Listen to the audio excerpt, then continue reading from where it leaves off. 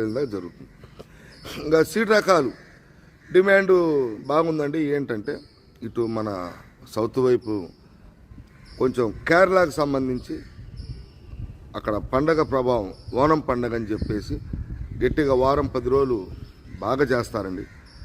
ఆ పండగ సందర్భంగా కొంత పౌడర్ కంపెనీలు అంటే కారం మిల్లులు కానీ మసాలా కంపెనీలు ఈ 34లు, బంగారం, బుల్లెటు, ఆర్మూరు, క్లాసిక్ ఈ రకాలు కూడా, ఈ క్లాసిక్ ఆర్మూరు కూడా మనం మార్కెట్ చూసాం. ఈ 2 వారాల్లో కూడా 11,000 కానించి 12,500, 13,000 కూడా మార్కెట్ జరిగిందండి. 12,700 ఎక్కువగా, 12,500, 600, 700 ఎక్కువగా జరుగుతాయి. క్లాసిక్ కూడా 34లో కమిట్మెంట్ అంటే కలిసినట్టుగా ఉంటుంది. ఆర్మూరు కూడా కొద్దిగా డిమాండ్. ఆర్మూరు కూడా చైనాకి కూడా వెళ్తుంటుందండి.